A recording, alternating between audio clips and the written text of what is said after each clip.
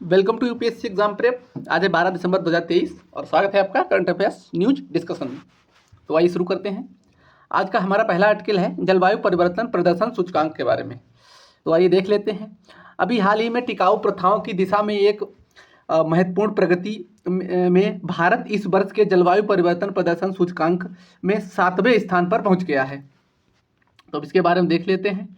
तो ये राष्ट्रीय और अंतर्राष्ट्रीय जलवायु राजनीति में पारदर्शिता को सक्षम करने का एक साधन है। इसे German watch, new climate institute और क्लाइमेट एक्शन नेटवर्क द्वारा प्रतिवर्ष प्रकाशित किया जाता है। यह पहली बार 2005 में प्रकाशित किया गया था और CCPI ये 63 देशों और यूरोपीय संघ के जलवायु प्रदर्शन की तुलना करने के लिए एक मानकीकृत ढांचे का उपयोग करता है जो वैश्विक ग्रीनहाउस गैस उत्सर्जन का 90% से अधिक के लिए जिम्मेदार है। जलवायु संरक्षण प्रदर्शन का मूल्यांकन 4 श्रेणियों में किया जाता है। इसमें GHG उत्सर्जन, नवीकरणीय ऊर्जा और ऊर्जा उपयोग और जलवायु नीति इसमें शामिल हैं। अब इसके मुख्य जो मेन आइडिया इसमें क्या दिया गया है, तो इसमें डेनमार्क 75.59% अंक के साथ शीर्ष स्थान पर बरकरार है। एस्टोनिया और फिलीपींस ये 72.07 और 70.70 के साथ क्रमशः दूसरे और तीसरे स्थान पर है। मतलब पहले स्थान पर है डेनमार्क, दूसरे पर है एस्टोनिया और तीसरे पर है फिलीपींस। सऊदी अरब प्रदर्शन सूची में सबसे नीचे यानी 67वें स्थान पर है, जबकि मेजबान देश संयुक्त अरब अमीरात मतलब यहीं पर इस बार हो रहा था ये कोप जो 28 का सम्मेलन यहीं पे हुआ, ये 65वें स्थान पर है। भारत को GHG ग्रीन हाउस और ऊर्जा उपयोग श्रेणियों में उच्च रैंकिंग प्राप्त है, लेकिन जलवायु नीति और नवीकरणीय ऊर्जा में ये पिछले वर्ष की तरह एक माध्यम है, मतलब मध्यम स्थिति में है। भारत स्पष्ट दीर्घकालिक नीतियों के साथ अपने राष्ट्रीय निर्धारित योगदान को पूरा करने के लिए कोशिश कर रहा है और ये नवीकरणीय ऊर्जा को बढ़ावा भी देने के लिए और नवीकरणीय जो ऊर्जा की घटकों को घरेलू विनिर्माण के लिए वित्तीय सहायता भी प्रदान करने की ओर अग्रसर है। भारत में पेट्रोल और डीजल पर अपेक्षाकृत अधिक कर हैं, जिनका उद्देश्य कार्बन कर के रूप में कार्य करना है। हमारा अगला आर्टिकल है युवाई पहल के बारे में। तो आइए देख लेते हैं। अभी हाल ही में इलेक्ट्रॉनिक्स और IT मंत्रालय ने कहा है कि ये कार्यक्रम YUVAi youth for Unnati and development with AI को global partnership on artificial intelligence शिखर सम्मेलन में प्रदर्शन किया जाएगा। तो इसके बारे में देख लेते हैं युवाई पहल के बारे में। ये राष्ट्रीय गवर्नेंस डिवीज़न, इलेक्ट्रॉनिक्स और सूचना प्रौद्योगिकी मंत्रालय, भारत सरकार और इंटेल इंडिया की एक सहयोगी पहल है। ये युवाओं को आवश्यक आर्टिफिशियल इंटेलिजेंस कौशल से लैस करने और उनको डिजाइन किए गए जो कार्यक्रम हैं उनके भविष्य के लिए तैयार कार्यबल को सक्षम करने के लिए अपना अभिनव दृष्टिकोण और उनकी प्रतिबद्धता के लिए ध्यान आकर्षित करेगा। इसका उद्देश्य AI की गहरी समझ को बढ़ावा देना और देश भर में कक्षा 8 से 12 तक के स्कूली छात्रों को AI कौशल के साथ सक्षम बनाना है और उन्हें मानव केंद्रित डिजाइनर और AI के उपयोगकर्ता बनाने के लिए सशक्त बनाना इसका उद्देश्य है। युवाई कार्यक्रम के प्रमुख अपडेट और मेन मतलब जो है विशेषताएं क्या हैं, तो इसमें ये 3 चरणों में प्रगति करते हुए युवाई कार्यक्रम को कई समूहों में लागू किया जा रहा है ताकि ये सुनिश्चित किया जा सके कि अधिकतम छात्रों को भविष्य के लिए तैयार होने का मौका मिले। ये छात्रों को उनके AI ज्ञान को वास्तविक दुनिया की समस्याओं को हल करने की दिशा में निर्देशित करने के लिए कई सामाजिक विषयों पर परिचित कराता है, मतलब कई सामाजिक विषयों से परिचित करवाता है। पहले समूह में इसमें 8,500 से अधिक छात्रों ने पंजीकरण कराया है, जिसके बाद उन्होंने AI की मौलिक अवधारणाओं को सीखने के लिए ऑनलाइन ओरिएंटेशन सत्र में भाग लिया है। शिक्षकों ने भी कार्यक्रम में नामांकन किया है और अभिन्यास सत्र में भाग लिया है। इसके बाद छात्रों ने कार्यक्रम के 8 मुख्य विषयों में से एक के तहत नवीन AI आधारित विचार प्रस्तुत किए हैं। चरण 2 में शीर्ष 200 AI आधारित विचारों को शॉर्टलिस्ट किया गया है। इसमें शॉर्टलिस्ट किए गए छात्रों ने प्रमाणित इंटेल AI प्रशिक्षकों और विशेषज्ञों के साथ ऑनलाइन डीप लाइव AI प्रशिक्षण और मेंटरशिप सत्र में भाग लिया है, जिससे छात्रों को उनके समाधान बढ़ाने में मदद मिली है। फिर छात्रों ने चरण 3 में मूल्यांकन के लिए अपने AI प्रोजेक्ट भी प्रस्तुत किए हैं। चरण 3 है उसके शीर्ष 50 छात्रों को शॉर्टलिस्ट किया गया था और उन्हें 4 दिवसीय आमने सामने रैपिड मॉडलिंग कार्यशाला में भाग लेने के लिए आमंत्रित किया गया था। अपनी परियोजनाओं को बेहतर बनाने और उन्हें प्रोटोटाइप में विकसित करने के लिए उद्योग विशेषज्ञों से एक पर एक सलाह प्रशिक्षुता और मार्गदर्शन प्राप्त करना इसमें शामिल है। शीर्ष 10 छात्रों को शॉर्टलिस्ट करने के लिए कई जूरी पैनल द्वारा ऑन स्पॉट प्रेजेंटेशन आयोजित किया गया था। हमारा अगला आर्टिकल है PM विश्वकर्मा योजना के बारे में, तो आइए देख लेते हैं। अभी कौशल विकास और उद्यमिता मंत्रालय के आंकड़ों से पता चला है कि केंद्र सरकार द्वारा शुरू की गई जो PM विश्वकर्मा योजना है उसको 2.5 महीने में 21 लाख से अधिक आवेदन प्राप्त हुए हैं। तो ये सूक्ष्म लघु और मध्यम उद्यम मंत्रालय द्वारा शुरू की गई एक केंद्रीय क्षेत्र की योजना है। केंद्रीय क्षेत्र की योजना वो योजना होती है जिसमें 100% जो भी उसका वित्त होता है उसका वहन केंद्र सरकार द्वारा किया जाता है। जो निर्दिष्ट व्यवसायों में लगे कारीगरों और शिल्पकारों में डिजिटल लेन देन के लिए बाजार लिंकेज समर्थन, कौशल प्रशिक्षण और प्रोत्साहन जैसी सेवाएं प्रदान करती है। इसकी समयावधि तो प्रधानमंत्री विश्वकर्मा योजना की समयावधि 5 वर्ष होगी, यानी वित्तीय वर्ष 2023-24 से वित्तीय वर्ष 27-28 तक है। अब इस देख लेते हैं इसके उद्देश्य क्या है, मतलब क्यों ये योजना लाई गई। तो ये अपने हाथों से और औजारों से काम करने वाले जो भी कारीगर और शिल्पकार द्वारा ये पारंपरिक कौशल के गुरु शिष्य परंपरा पर उसके परिवार पर आधारित अभ्यास को मजबूत और इसको घोषित करना है। इस योजना का उद्देश्य कारीगरों और शिल्पकारों के उत्पादों और उनकी सेवाओं की जांच के साथ साथ गुणवत्ता में सुधार करना और यह सुनिश्चित करना कि विश्वकर्मा घरेलू और वैश्विक मूल्य श्रृंखलाओं के साथ एकीकृत हों। ये संपूर्ण भारत में ग्रामीण और शहरी कारीगरों व शिल्पकारों के लिए उपलब्ध है। इसके पात्रता एवं कवरेज, मतलब तो इसमें कौन इसके पात्र होंगे और क्या क्या इसमें कवर किया जाएगा देखते हैं। तो इसमें 18 पारंपरिक शिल्प शामिल हैं, जैसे कि नाव निर्माण, जो नाव बनाने वाले मिस्त्री लोग होते हैं, शस्त्र निर्माता, लोहार, हथौड़ा और टूल किट निर्माता जो होते हैं वो, और जो मिट्टी के बर्तन बनाते हैं कुम्हार, ये लोग सभी शामिल होते हैं। पहले इसको 5 लाख परिवारों को और 5 वर्षों में 30 लाख परिवारों को कवर किया जाएगा। ये पहले वर्ष 5 लाख परिवारों को कवर किया जाएगा और 5 वर्षों में इसका लक्ष्य 30 लाख परिवारों को कवर करना है। इसके लाभ क्या होंगे, तो इस योजना के तहत कारीगरों और शिल्पकारों को PM विश्वकर्मा प्रमाण पत्र और एक ID कार्ड के माध्यम से इनकी पहचान प्रदान की जाएगी। इनको मतलब इनको एक पहचान पत्र दिया जाएगा और एक ID जो प्रमाण पत्र दिया जाएगा। और इन्हें 5% की रियायती ब्याज दर पर 1 लाख रुपए में जो पहली किस्त होगी वो 1 लाख रुपए दी जाएगी और 2 लाख रुपए दूसरी किस्त में इसको कोलेटरल मुफ्त ऋण सहायता प्रदान की जाएगी। ये योजना कारीगरों को बुनियादी और उन्नत प्रशिक्षण, 15,000 रुपये की टूल किट प्रोत्साहन और डिजिटल लेन देन के लिए प्रोत्साहन और जो मार्केटिंग सहायता के सहित कौशल उन्नयन के तरीके भी प्रदान करेगी। ये योजना के तहत 2 प्रकार के कौशल कार्यक्रम शामिल होंगे। इसमें बुनियादी और उन्नत कौशल प्रशिक्षण के दौरान लाभार्थियों को प्रतिदिन 500 रुपये का वजीफा भी प्रदान किया जाएगा। हमारा अगला आर्टिकल है व्हीलर द्वीप के बारे में, तो आइए देख लेते हैं। इसको अब डॉक्टर APJ अब्दुल कलाम द्वीप इसका नाम कर दिया गया है और ये उड़ीसा के तट के पास में ये स्थित है। तो देखते हैं, अभी रिपोर्टों के अनुसार सैन्य अनुसंधान एवं विकास के लिए भारत की प्रमुख एजेंसी रक्षा अनुसंधान विकास संगठन यानी DRDO द्वारा ओलिव रिडले कछुओं, जो समुद्री कछुआ होते हैं, उनके बड़े पैमाने पर घोंसले बनाने के लिए उनके मौसम के दौरान उड़ीसा तट से दूर व्हीलर द्वीप पर मिसाइल परीक्षण रोक देगी। मतलब इस टाइम अभी ओलिव रिडले जो कछुआ होते हैं वो अपने घोंसला बनाते हैं और अपने अंडे देते हैं। तो अभी एक परीक्षण होने को था उड़ीसा तट पे, तो उसको रोक दिया गया है। तो ये अब्दुल कलाम द्वीप या उड़ीसा के तट पर स्थित एक द्वीप है जिसे व्हीलर द्वीप के नाम से भी जाना जाता है। इस द्वीप का नाम दिगंबत जो भी हमारे राष्ट्रपति थे डॉक्टर APJ अब्दुल कलाम, जो हमारे बीच नहीं है, उनके सम्मान में युवाओं को वैज्ञानिक स्वभाव अपनाने के लिए प्रोत्साहित करने के लिए बदल दिया गया था।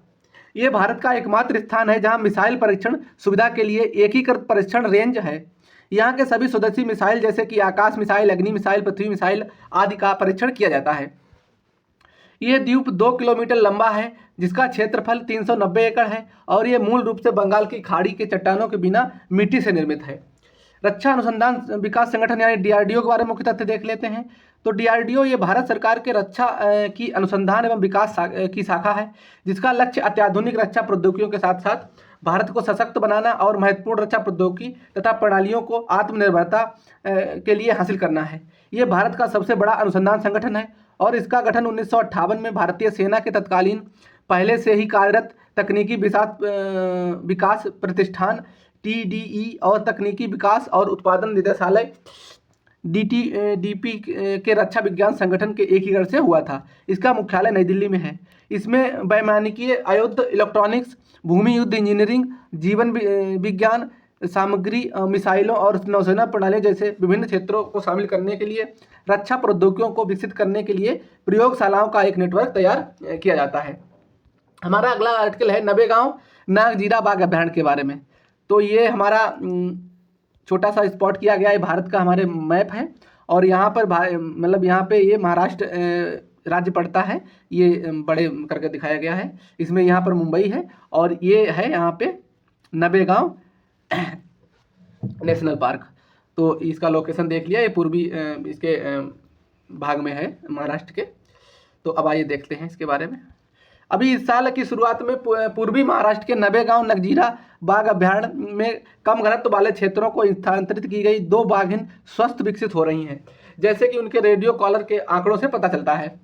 नवेगांव नागजीरा बाघ अभ्यारण्य के बारे में अब देख लेते हैं। तो ये महाराष्ट्र के गोंदिया और सातारा जिलों में स्थित है और इसे 1970 में एक वन्यजीव अभ्यारण्य घोषित किया गया था।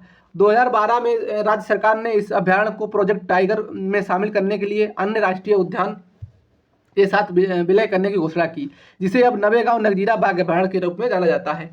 इसमें नवेगांव राष्ट्रीय उद्यान, नवेगांव वन्यजीव अभ्यारण्य, नागजीरा वन्यजीव अभ्यारण्य और न्यू नागजीरा वन्यजीव अभ्यारण्य, कोका वन्यजीव अभ्यारण्य इसमें सारे शामिल होते हैं। ये आसपास के कई बाघ अभ्यारण्यों जैसे कि पेंच, कान्हा, ताडोबा, अंधारी, इंद्रावती बाघ अभ्यारण्य से आदि से जुड़ा हुआ है।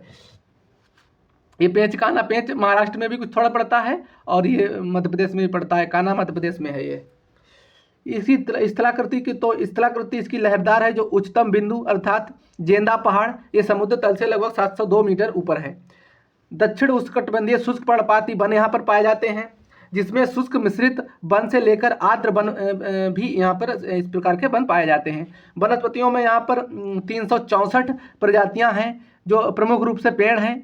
टर्मिनलिया टोमेटोसा, लेगरस्टोमिया, परवीफ्लोरा, एनोगीसस, लेटिफोलिया, टेरोकार्पस, मर्सुपियम, टायोस्पायरस, मेना नोक्सिलीन, ओगेनिया, ओजेनेसिस आदि यहाँ पर वनस्पति पाई जाती हैं। जीव जंतुओं में जंगली जानवर बाघ, पैंथर, छोटा भारतीय सिबिट, पाम सिबिट, भेड़िया, सियार, जंगली कुत्ता, स्लाथ भालू, रेटल, सामान्य विशाल उड़ने वाली जो गिलहरी, गौर, सांभर, चीतल, 4 सींग वाला मृग और माउस, हिरण और पेंगुलिन यहाँ पर पाए जाते हैं। हमारा अगला आर्टिकल है घग्गर नदी के बारे में। तो आइए देख लेते हैं। अभी हाल ही में घग्गर नदी में कचरा फेंकने के खिलाफ जनता के बीच जागरूकता फैलाने के लिए आसपास के निवासियों ने नदी के छठ पूजा घाट पर सफाई अभियान चलाया था। घग्गर नदी के बारे में देख लेते हैं। ये निरंतर बहने वाली नदी नहीं है जो केवल मानसून के मौसम में ही बहती है। ये इसका अफवाह तंत्र, तो ये उत्तरी पश्चिम हिमाचल प्रदेश के शिवालिक रेंज से निकलती है और ये हरियाणा राज्य में लगभग 200 मील यानी 320 किलोमीटर दक्षिण पश्चिम में बहती है, जहाँ इसे सरस्वती नदी मिलती है। अंततः ये राजस्थान के थार रेगिस्तान में जाकर सूख जाती है। ये मौसमी नदी राजस्थान में फैली 2 सिंचाई नहरों को पानी देती है। इसमें हकरा जो पाकिस्तान में बहती है और घग्गर नदी की निरंतरता है इन्हें एक साथ घग्गर हकरा नदी भी कहा जाता है। इसका ऐतिहासिक महत्व है कुछ, तो देख लेते हैं। कई इतिहासकार घग्गर की पहचान वैदिक सरस्वती नदी से में करते हैं। इसमें घग्गर नदी किनारे सिंधु सभ्यता की कई बस्तियां की खुदाई की गई है, इसलिए ये माना जाता है कि ये नदी तट पर स्थित प्राचीन बस्तियां प्रतिभाशाली वैदिक कार्यों की रचना है। ऐसा माना जाता है कि सतलुज और यमुना नदियां भी घग्गर हकरा नदी तल से बहती थीं। इसकी सहायक नदियों में घग्गर की प्रमुख सहायक नदियां कौशल्या नदी, मारकंडा, सरस्वती, टांगड़ी और चौतांग नदी है। हमारा अगला आर्टिकल है येलो सी के बारे में। तो ये देख लेते हैं, LOC के बारे में देखते हैं। तो ये है चाइना का पूरा मैप है, ये LOC है, LOC का एरिया है इतना, ये LOC का एरिया है, ये साउथ कोरिया है, ये नॉर्थ कोरिया है। अब इसका लोकेशन देख लिया है, और ये जापान है। अब आइए देखते हैं इसके बारे में। तो अभी हाल ही में एक अमेरिकी F-16 लड़ाकू विमान दक्षिण कोरिया के तट पर के पास पीले सागर में दुर्घटनाग्रस्त हो गया है। तो तभी ये चर्चा में आया है पीला सागर। ये पश्चिमी प्रशांत में एक सीमांत समुद्र है। ये पश्चिम और उत्तरी में चीन की मुख्य भूमि मतलब चीन की जो लैंड बाउंड्री है उससे लगता है, और पूर्व में कोरियाई प्रायद्वीप और दक्षिण में शेंडोंग प्रायद्वीप और लियाडोंग प्रायद्वीप के बीच स्थित है, जैसा कि हमने मैप में देखा। ये समुद्र का नाम गोबी रेगिस्तान से जो समुद्र का नाम गोबी रेगिस्तान से निकलने वाले पीले रेत के कारण इसका नाम रखा गया है पीला सागर। और ये समुद्र की सतह पर तैरने से इसका रंग सुनहरा पीला हो जाता है। ये चीन में हुआंग हाई और उत्तर व दक्षिण कोरिया में पश्चिमी सागर के रूप में भी जाना जाता है। मतलब चीन में इसको हुआंग हाई और दक्षिण कोरिया में इसको पश्चिमी सागर के रूप में जाना जाता है। पीला सागर 870 किलोमीटर लंबा है और 576 किलोमीटर चौड़ा है। ये 3,80,000 वर्ग किलोमीटर के क्षेत्र में विस्तृत है। गहराई तो ये दुनिया में महाद्वीपीय शेल्फ के सबसे उथले क्षेत्रों में से एक है, जिसकी औसतन गहराई 44 मीटर और अधिकतम गहराई 152 मीटर है। पीले सागर में गिरने वाले प्रमुख नदियों में हाई नदी, येलू नदी, हॉन नदी, ताइदोंग नदी और पीली नदी इसमें शामिल हैं। इस द्वीप समूह में पीला सागर कई द्वीपों से युक्त है, जिसमें सबसे बड़े द्वीपों में जेजू द्वीप ये दक्षिण कोरिया में है, शेंडोंग प्रायद्वीप ये चीन में है, और गंगवा द्वीप ये दक्षिण कोरिया में है। यहाँ की जलवायु विशेषता बहुत ठंडी है और शुष्क सर्दियाँ और आर्द्र और गर्म ग्रीष्मकाल होता है। जलधाराएं तो पीले सागर की गर्म जलधारा त्सुशिमा धारा का एक हिस्सा है, जो जापान के क्यूशू द्वीप के पश्चिमी भाग के पास निकलती है। यह समुद्र के मध्य में उत्तर की ओर 0.5 मील यानी 0.8 किलोमीटर प्रति घंटे से भी कम गति से बहती है। महाद्वीपीय तटों पर दक्षिण की ओर बहने वाली धाराएं प्रबल हैं। ये शीतकालीन मानसून अवधि में उल्लेखनीय रूप से प्रबल होती हैं, जब पानी ठंडा और गंदला और कम लवणता वाला होता है तब। हमारा अगला आर्टिकल है बजट्स मेढक यानी बजट्स फ्रॉक के बारे में। तो आइए देख लेते हैं। तो कोई इस तरह से कुछ दिखता ही है बजट फ्रॉक। अब आइए इसके बारे में देखते हैं। अभी हाल ही में भारतीय विज्ञान संस्थान और आणविक बायोफिजिक्स इकाई ने शोधकर्ताओं ने एक अध्ययन में पहचान की है कि बजट के मेढक से उत्पन्न पेप्टाइड्स लघु प्रोटीन रोग पैदा करने वाले रोगजनकों में इंजाइमों का मुकाबला ये कर सकते हैं। तो बजट फ्रॉक के बारे में जान लेते हैं। तो इनका बिहेवियर कैसा होता है। तो बजट्स मेढक अत्यधिक बुद्धिमान और बहुत आक्रामक होते हैं। मतलब बुद्धिमान भी होते हैं और आक्रामक भी बहुत होते हैं। ये भयभीत होने पर अपने आप को फुलाते हैं और छोटे पैरों पर खड़े हो जाते हैं। यदि इससे संभावित शिकारी पर कोई असर नहीं आ पड़ता है तो वे खुले विशाल मुंह से अपने उन पर झपटते हैं और फिर एक तीखी चीख के साथ चिल्लाते हैं। शुष्क मौसम के दौरान बजट्स मेढक ये बिलों में रहते हैं और पानी के तालाबों के तल में ये खोदते हैं अपने बिल में रहते हुए इनकी त्वचा की कई परतें निकाल देते हैं, जिससे एक जल रोधक कोकून बनेगा जो मेढक के मेढक को नम रखता है। ये पराग्वे, अर्जेंटीना, बोलीविया में पानी के स्थायी या मौसमी निकायों के पास उसमें पाए जाते हैं। इनकी संरक्षण की स्थिति तो ये IUCN की जो लाल सूची है उसमें लीस्ट कंसर्न यानी कम से कम चिंता का विषय, मतलब कोई चिंता का विषय नहीं है। अब शोधकर्ताओं के मुख्य निष्कर्ष क्या हैं। तो ये उभयचरों की त्वचा से उत्पन्न पेप्टाइड्स यानी लघु प्रोटीन का लंबे समय से अध्ययन किया गया है, क्योंकि ये हानिकारक रोगजनकों सहित पर्यावरण के प्रतिकूल परिस्थितियों का भी मुकाबला करने के लिए क्षमता रखते हैं। ये मेढक स्रावित पेप्टाइड के रोगजनकों द्वारा उत्पादित सब टिलिसिन, कार्लसबर्ग और प्रोटीन एज के नामक दो प्रमुख एंजाइमों को रोक दिया है। ये एंजाइम संक्रमित व्यक्ति को विशिष्ट सुरक्षात्मक प्रोटीन को खराब करके संक्रमण को बढ़ावा देने के लिए महत्वपूर्ण भूमिका निभाते हैं। पेप्टाइड को धीमे धीमे बाइंडिंग मार्ग के माध्यम से कार्य करते हुए दिखाया गया है और इसे SSI एक प्रसिद्ध सब टिलिसिन अवरोधक के रूप में भी प्रभावी पाया गया था। हमारा अगला आर्टिकल है पंगालोखा वन्यजीव अभ्यारण्य के बारे में तो देख लेते हैं। तो पंगालोखा, ये पहले इसका लोकेशन देखते हैं पंगालोखा वन्यजीव अभ्यारण्य का। तो ये हमारा भारत का मैप है और यहाँ पे ये सिक्किम स्पॉटेड है और ये यहाँ पर जूम करके मैप दिखाया गया है। तो ये हमारा भारत का हिस्सा सिक्किम है और ये है भूटान और इसके एकदम बॉर्डर पे ये पंगालोखा जो रेंज है उस वहीं पे है पंगालोखा ये अभ्यारण्य। तो अभी ये लोकेशन देख लिया। अब आइए देखते हैं, ये सिक्किम और भूटान के बॉर्डर पे ये स्थित है। अब आइए देखते हैं। अभी हाल ही में एक रॉयल बंगाल टाइगर को सिक्किम के पंगालोखा वन्यजीव अभ्यारण्य में 3640 मीटर की ऊंचाई पर देखा गया था। तो इसीलिए खबरों में है। रॉयल बंगाल को बॉम्बे नेचुरल हिस्ट्री सोसाइटी की एक टीम के ट्रैप कैमरों के द्वारा कैद किया गया था, जो सिक्किम के वनों के सहयोग से अभ्यारण्य में एक अध्ययन कर रहा है।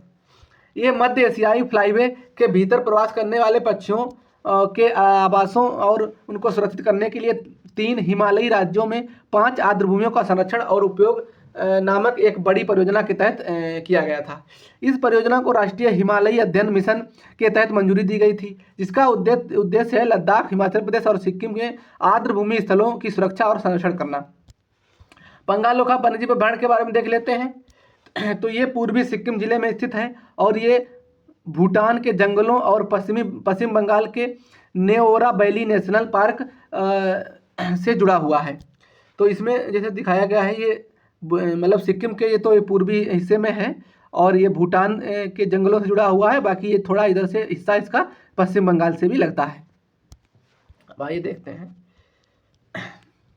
ये चोल रेंज के नीचे फैला पंगालोखा रेंज सिक्किम को भूटान से अलग करती है। जो पंगालोखा जो रेंज है ये सिक्किम को भूटान से अलग करती है। यहाँ पर अभ्यारण्य में जेलेपला के आसपास उच्च ऊंचाई वाले झीलों के साथ विशिष्ट अल्पाइन समशीतोष्ण उपोष्ण कटिबंधीय वनस्पति पाई जाती हैं। यहाँ पर रोडेडेंड्रॉन, सिल्वर फिर जूनिपर वन और संबंधित जमीनी वनस्पति, घने बांस के घने पेड़ों के साथ कई भरे ओक के जंगल भी यहाँ पर पाए जाते हैं। जीव जंतुओं में यहाँ पर करिश्माई प्रजातियों का घर है, जैसे कि लाल पांडा, हिम तेंदुआ, हिमालयी कस्तूरी मृग, हिमालयी गोरल और हिमालयी काले भालू यहाँ पर पाए जाते हैं। हमारा अगला आर्टिकल है ग्रीन राइजिंग इनिशिएटिव के बारे में, यानी हरित उत्थान पहल के बारे में। तो आइए देख लेते हैं। अभी हाल ही में संयुक्त राष्ट्र बाल कोष यानी यूनिसेफ की जेनरेशन लिमिटेड ने भारत के पर्यावरण, वन और जलवायु परिवर्तन मंत्रालय के सहयोग से दुबई में जो कॉन्फ्रेंस ऑफ पार्टी की जो 28 की मीटिंग हुई थी, उसमें ग्रीन राइजिंग पहल का अनावरण किया है। तो ये ग्रीन राइजिंग पहल के बारे में देखते हैं। ये जलवायु परिवर्तन के लिए गंभीर प्रभावों को दूर करने के लिए वैश्विक प्रयास के साथ तालमेल बिठाते हुए जमीनी स्तर पर प्रभावशाली पर्यावरण कार्यों के लिए युवाओं को शामिल करने पर केंद्रित है।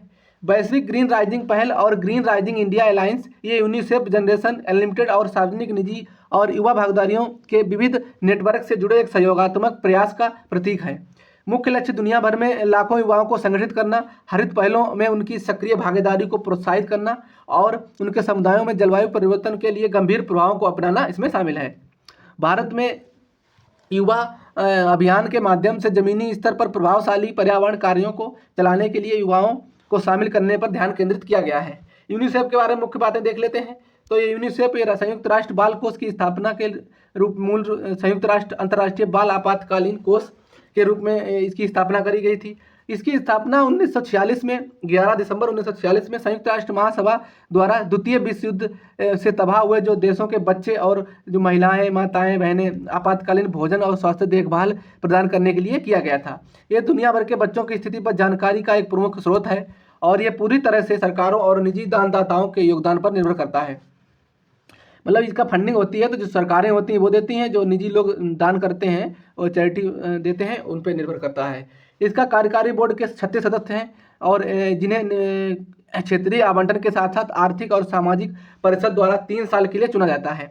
अफ्रीका की 8 सीटें हैं, एशिया की 7 सीटें हैं और यूरोप की 4 सीटें, लैटिन अमेरिका और कैरेबियन कंट्री की 5 सीटें और पश्चिमी यूरोप और अन्य देशों की 12 सीटें यहाँ पर हैं और इसका मुख्यालय न्यूयॉर्क शहर में है। तो आज के हमारे सारे आर्टिकल फिनिश हो गए। वीडियो को एंड करते हैं। वीडियो अच्छा लगे तो वीडियो को लाइक करें, शेयर करें, चैनल को सब्सक्राइब करें। थैंक यू, धन्यवाद।